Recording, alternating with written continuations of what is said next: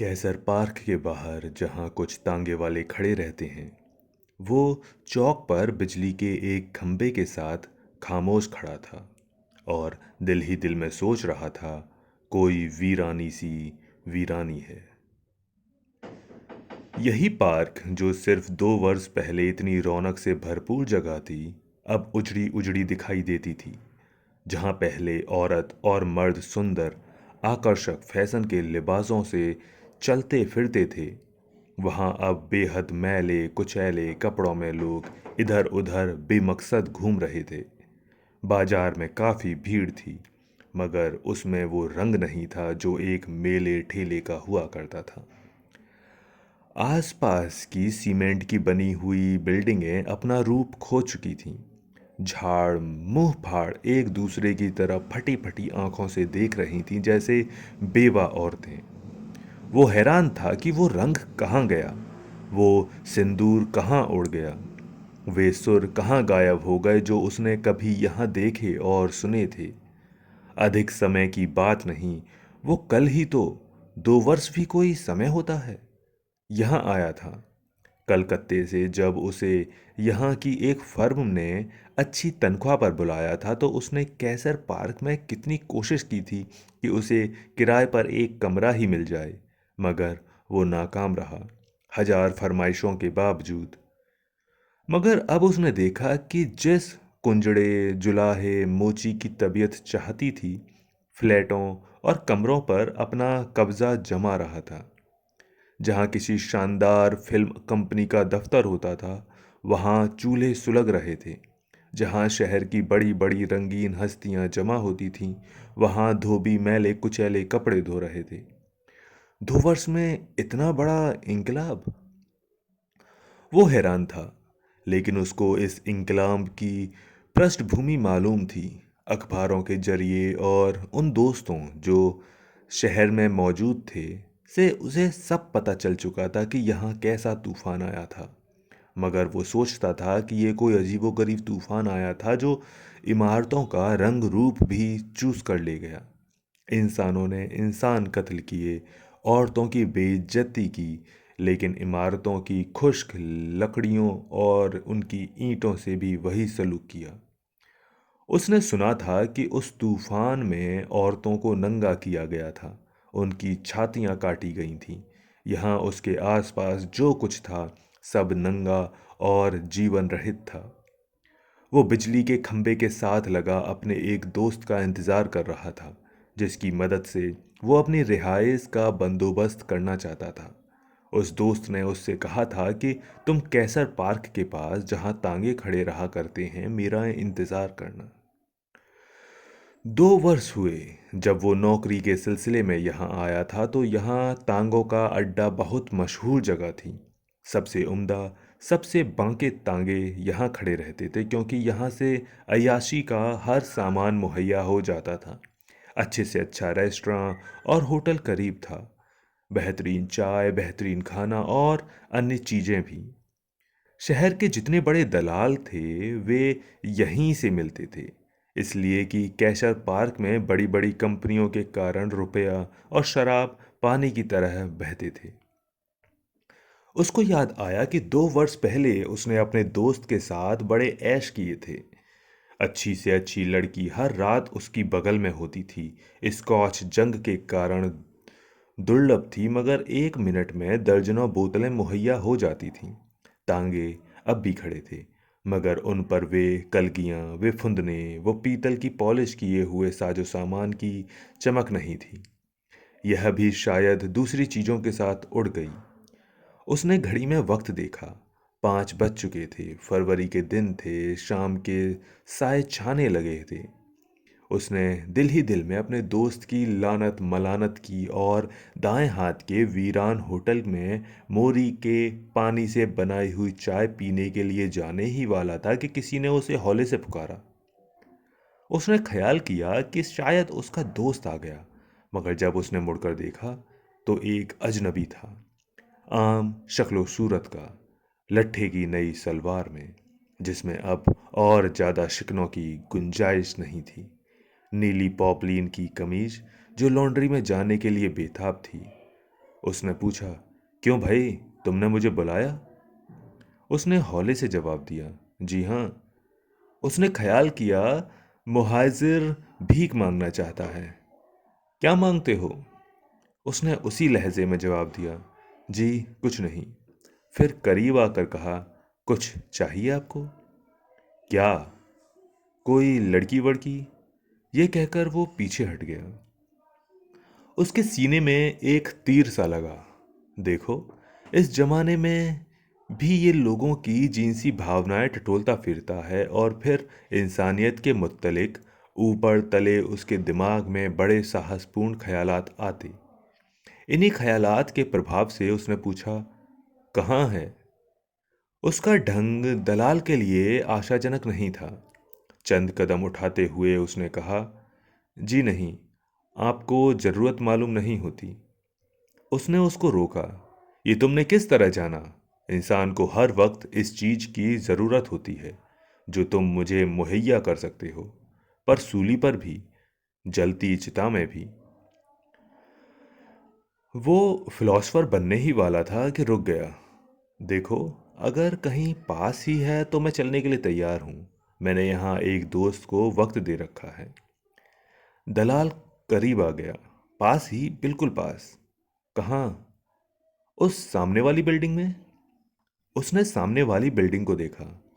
उसमें, उस बड़ी बिल्डिंग में? जी हाँ। वो लरज गया। अच्छा तो, संभल कर उसने पूछा, मैं भी चलूं? चलिए, लेकिन मैं आगे आगे चलता हूं। और दलाल ने सामने वाली बिल्डिंग की ओर चलना शुरू कर दिया। वो सैकड़ों आत्मभेदी बातें सोचता उसके पीछे हो लिया। चंद गजों का फासला था, फौरन तय हो गया। दलाल और वो दोनों उस बड़ी बिल्डिंग में थे जिसकी पेशानी पर एक बोर्ड लटक रहा था। उसकी हालत सबसे खस्ता थी।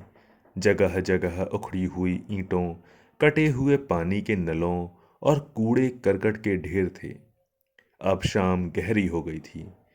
ड्योढ़ी में से गुजर कर आगे बढ़े तो अंधेरा शुरू हो गया। चौड़ा चकला सेहन तय करके वो एक तरफ मुड़ा जहां इमारत बनते बनते रुक गई थी। नंगी ईंटें थीं। चूना और सीमेंट मिले हुए सख्त ढेर पड़े थे और जगह जगह बजरी बिखरी हुई थी। दलाल अधूरी सीढ़ियां चढ़ने लगा कि मुड़कर उसने कहा, आप यहां ठहरिए, मैं अभी आया। वो रुक गया। दलाल गायब हो गया। उसने मुंह पर ऊपर करके सीढ़ियों के अंत की तरफ देखा तो उसे तेज रोशनी नजर आई। 2 मिनट गुजर गए तो दबे पांव वो भी ऊपर चढ़ने लगा। आखिरी जीने पर उसे दलाल की बहुत जोर की कड़क सुनाई दी, उठती है कि नहीं? कोई औरत बोली, कह जो दिया, मुझे सोने दो। उसकी आवाज घुटी घुटी सी थी। दलाल फिर कड़का, मैं कहता हूं उठ, मेरा कहा नहीं मानेगी तो याद रख। औरत की आवाज आई, तू मुझे मार डाल लेकिन मैं नहीं उठूंगी। खुदा के लिए मेरे हाल पर रहम कर। दलाल ने पुचकारा, उठ मेरी जान, जिद न कर, गुजारा कैसे चलेगा? औरत बोली, गुजारा जाए जहन्नुम में, मैं भूखी मर जाऊंगी, खुदा के लिए मुझे तंग ना कर, मुझे नींद आ गई है। दलाल की आवाज कड़ी हो गई, तो नहीं उठेगी, हरामजादी, सुअर की बच्ची। औरत चिल्लाने लगी, मैं नहीं उठूंगी, नहीं उठूंगी, नहीं उठूंगी। दलाल की आवाज भिंच गई, आहिस्ता बोल, कोई सुन लेगा। ले चल उठ, 30-40 रुपए मिल जाएंगे। औरत की आवाज में विनय थी, देख, मैं हाथ जोड़ती हूँ, मैं कितने दिनों से जाग रही हूँ, रहम कर, खुदा के लिए मुझ पर रहम कर। बस 1-2 घंटे के लिए फिर सो जाना, नहीं तो देख मुझे सख्ती करनी पड़ेगी। थोड़ी देर के लिए खामोशी छा गई। उसने दबे पांव आगे बढ़कर उस कमरे में झांका जिसमें से बड़ी तेज रोशनी आ रही थी। उसने देखा एक छोटी सी कोठरी है जिसके फर्श पर एक औरत लेटी है। कमरे में 2-3 बर्तन हैं, बस इसके सिवाय और कुछ नहीं। दलाल उस औरत के पास बैठा उसके पांव दबा रहा है। थोड़ी देर के बाद उसने उस औरत से कहा, ले, अब उठ, कसम खुदा की 1-2 घंटे में आ जाएगी, फिर सो जाना। वो औरत एकदम यूं उठी जैसे आग दिखाती हुई छछूंदर उठती है और चिल्लाई, अच्छा, उठती हूं। वो एक तरफ हट गया। असल में वो डर गया था। दबे पांव वो तेजी से नीचे उतर गया। उसने सोचा कि भाग जाए, इस शहर से ही भाग जाए, इस दुनिया से भाग जाए, मगर कहाँ। फिर उसने सोचा कि वो औरत कौन है, क्यों इस पर इतना जुल्म हो रहा है, और ये दलाल कौन है, इसका क्या लगता है। और ये इस कमरे में इतना बड़ा बल्ब जलाकर जो 100 कैंडल पावर से किसी तरह भी कम नहीं था, क्यों रहते हैं, कब से रहते हैं। उसकी आंखों में इस तेज बल्ब की रोशनी अभी तक घुसी हुई थी। उसको कुछ दिखाई नहीं दे रहा था, मगर वो सोच रहा था कि इतनी तेज रोशनी में कौन सो सकता है। इतना बड़ा बल्ब, क्या वो छोटा नहीं लगा सकते, यही 15-20 कैंडल पावर का। वो सोच ही रहा था कि आहट हुई।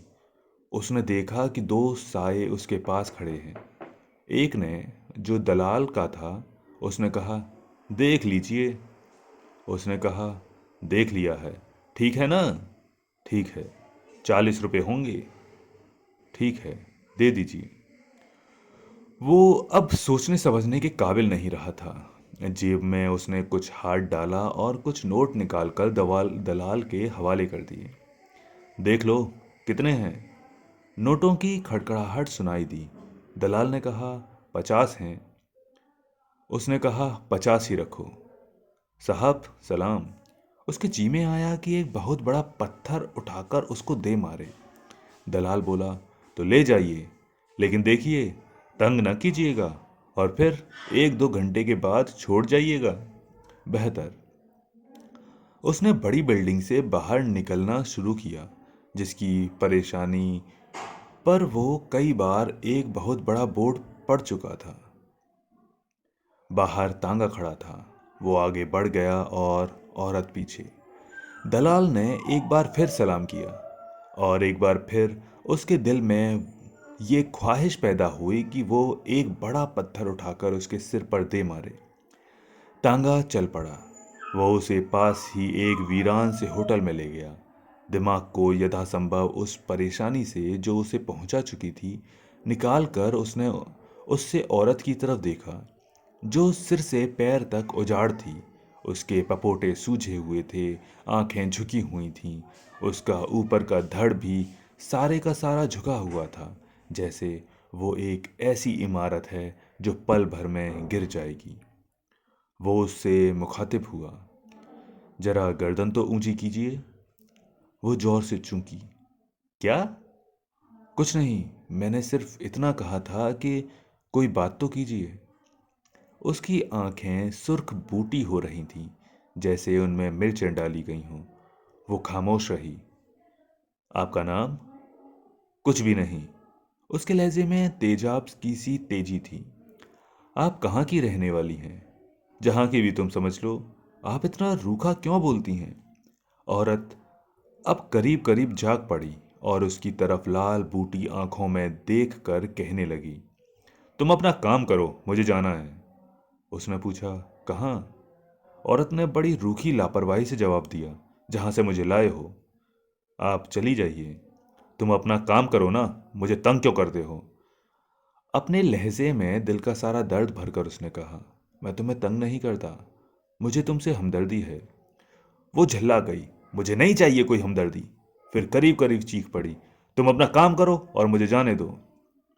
उसने करीब आकर उसके सिर पर हाथ फेरना चाहा तो उस औरत ने जोर से एक तरफ झटक दिया। मैं कहती हूं, मुझे तंग ना करो। मैं कई दिन से जाग रही हूं, जब से आई हूं जाग रही हूं। वो एड़ी से चोटी तक हमदर्द बन गया। सो जाओ यहीं। औरत की आंखें सुर्ख हो गईं। तेज लहजे में बोली, मैं यहां सोने नहीं आई, ये मेरा घर नहीं। तुम्हारा घर वो है जहां से तुम आई हो। औरत और ज्यादा तेज हो गई। उफ, बकवास बंद करो, मेरा कोई घर नहीं, तुम अपना काम करो ना। मुझे छोड़ आओ और अपने रुपए ले लो। उस गाली देती देती रह गई। उसने सोचा कि इस औरत में ऐसी हालत में कुछ पूछना और हमदर्दी दिखाना फिजूल है। चुनाचे उसने कहा, चलो, मैं तुम्हें छोड़ आऊं। और वो उसे उस वही बड़ी बिल्डिंग में छोड़ आया। दूसरे दिन उसने कैसर पार्क के एक वीरान होटल में उस औरत की सारी दास्तान अपने दोस्त को सुनाई। दोस्त पसीज गया। उसने बहुत अफसोस जाहिर किया और पूछा, क्या जवान थी? उसने कहा, मुझे मालूम नहीं। मैं उसे अच्छी तरह बिल्कुल न देख सका। मेरे दिमाग में तो हर वक्त ये ख्याल आता था कि मैंने वहीं से पत्थर उठाकर दलाल का सिर क्यों ना कुचल दिया। दोस्त ने कहा, वाकई बड़े सवाब का काम होता। वो ज़्यादा देर तक होटल में अपने दोस्त के साथ न बैठ सका। उसके दिलो दिमाग पर पिछले दिन की घटना का बहुत बोझ था। चुनाचे चाय खत्म हुई तो दोनों रुखसत हो गए। उसका दोस्त चुपके से तांगों के अड्डे पर आया। थोड़ी देर तक उसकी निगाहें उस दलाल को ढूंढती रहीं, मगर वो नजर न आया।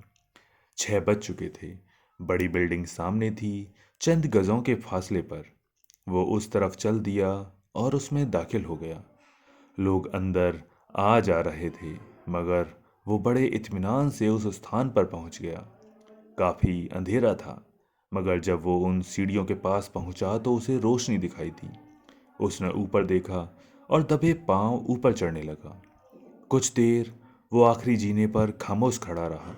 कमरे से तेज रोशनी आ रही थी, मगर कोई आवाज, कोई आहट उसे सुनाई न दी। आखिरी जीना तय करके वो आगे बढ़ा। दरवाजे के पट खुले थे। उसने जरा इधर हटकर अंदर झांका। इससे पहले उसे बल्ब नजर आया जिसकी रोशनी उसकी आंखों में घुस गई।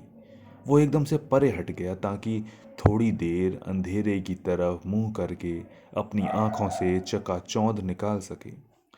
इसके बाद वो फिर दरवाजे की तरफ बढ़ा, मगर इस अंदाज से कि उसकी आंखें बल्ब की तेज रोशनी की जद में न आएं।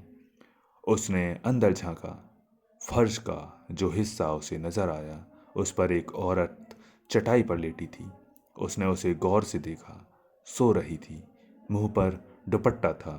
उसका सीना सांस के उतार चढ़ाव से हिल रहा था। वो जरा और आगे बढ़ा। उसकी चीख निकल गई, मगर उसने फौरन ही दबा दी। उस औरत से कुछ दूर नंगे फर्श पर एक आदमी पड़ा था, जिसका सिर टुकड़े टुकड़े था। पास ही खून से सनी ईंट पड़ी थी। ये सब उसने एकदम देखा और सीढ़ियों की तरफ लपका। पांव फिसला और वो नीचे गिर पड़ा, मगर उसने चोटों की कोई चिंता न की और होशो हवास कायम रखने की कोशिश करते हुए मुश्किल से अपने घर पहुंचा और सारी रात डरावने सपने देखता रहा।